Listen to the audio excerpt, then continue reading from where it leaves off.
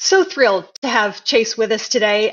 Chase is an activist and a writer, and he did the shockingly uncommon thing of conducting the social experiment where he actually communicated with people on social media in a respectful and civil way, and seemed to get some good results from it.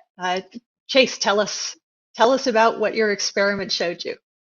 Hi, Lisa. Thank you for having me.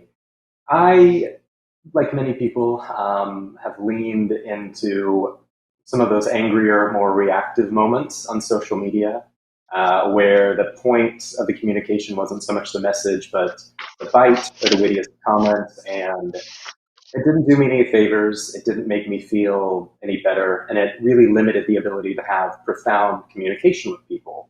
So I took a break from Facebook. And when I came back, um, if someone posted something that I knew was either patently false or just offensive or divisive, there's so much more ability to move forward if you reach out to them privately and initiate a dialogue instead of a one-upsmanship of wit, of bite.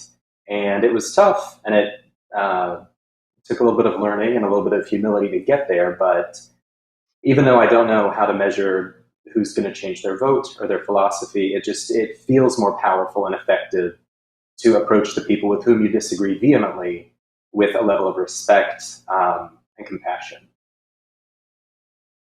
Well, I really appreciate that. You returned to Facebook with a lengthy post, and I think we have a graphic of that.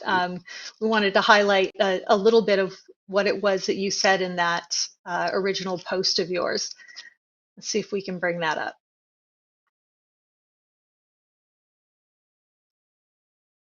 Um, so I will go ahead and read your words for you.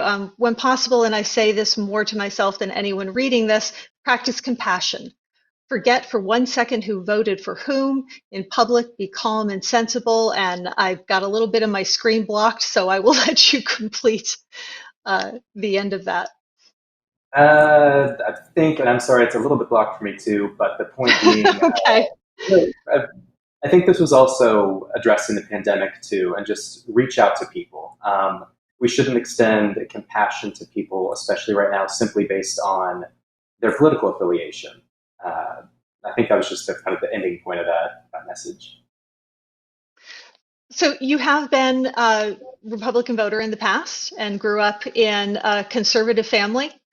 So I'm sure you've had some of those challenging conversations with people you care deeply about. It's a good place to practice for what you're trying to do on social media. Can you share a little bit with us the actual tactics that you've used? Because there's so many people right now who are trying to figure out how to bridge that and begin to have these conversations. Sure. I'm thankful to have grown up in a more conservative part in Oklahoma because now that I live in California, I've lived in two political and social extremes.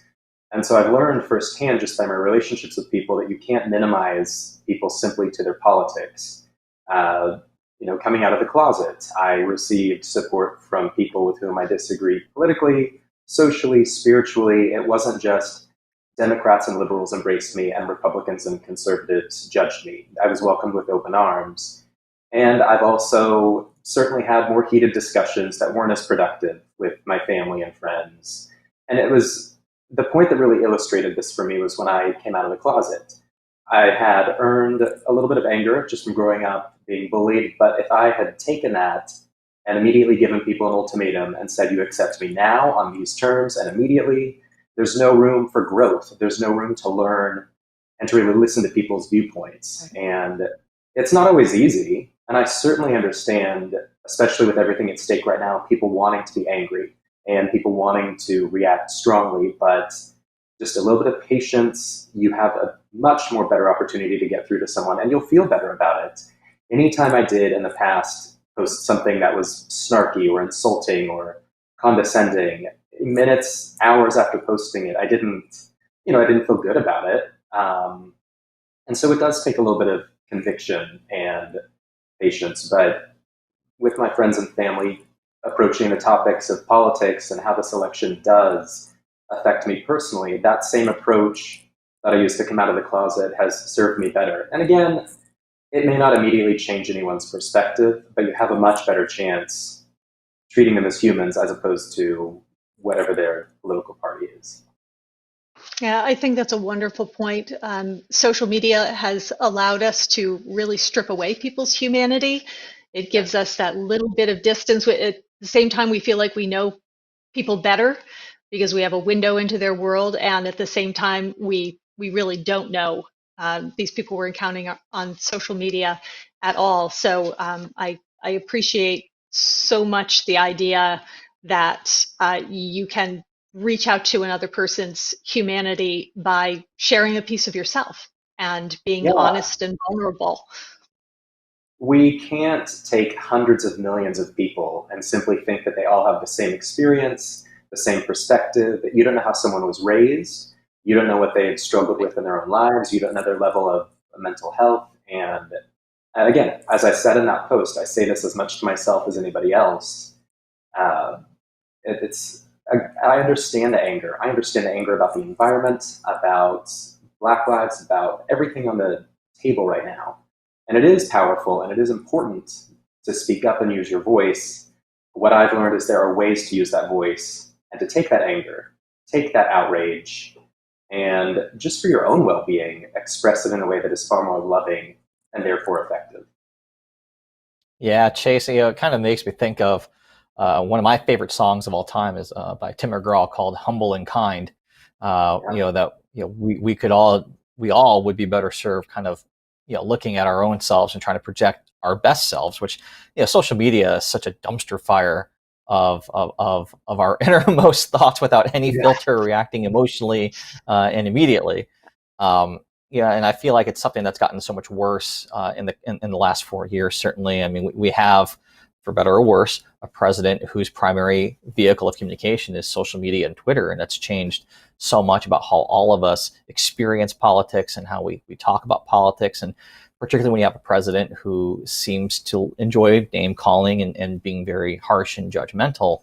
So I'm curious, imagining a life after Trump, whether it's now or 4 years, whenever that might happen, what do you hope happens with our tone and tenor and how we discuss politics and the overall political discourse in the national conversation in a world that is after and beyond Donald Trump? I love that question. I think it's easy to castigate Trump and lay all the blame at his feet in terms of how divided we are, but we do have a hand in it. Social media does. There's a certain prize in the number of likes you can accrue or retweets. And I hope that the pandemic to me in March was such a great opportunity for the nation to use a circumstance that affected everybody. And I feel like we dropped that ball and used it as a further divide. So I hope we don't have to learn too many more painful lessons about the destruction that comes when we lose the art of just conversing with people. And if Trump wins or loses, though those are two totally different outcomes in terms of stakes, we simply have to find a way to disagree, recognizing that the hundreds of millions of people in this country, they're not all the extremes that we paint with such broad brushes. And my hope is that we rely a little less on social media, we become a little less reactive, and take the things that frustrate us, that might cause us to feel a sense of outrage, and find something productive to do with it.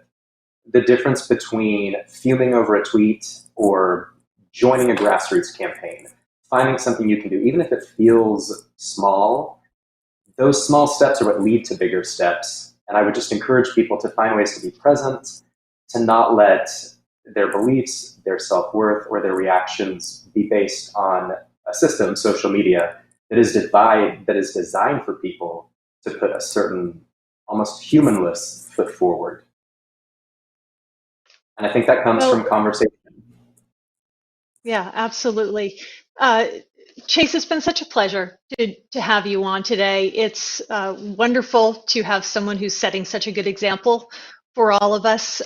Spend some time teaching us how we might do things a little bit differently. So thank you so much for being with us today. Thank you, Lisa. Thank you both for having me. It's been a pleasure. Thank I'm you. going to put out a nice tweet today for the first time in like 2 years. Good. I'm going to follow. I've got to practice what I preach. I hear you. Thank you again.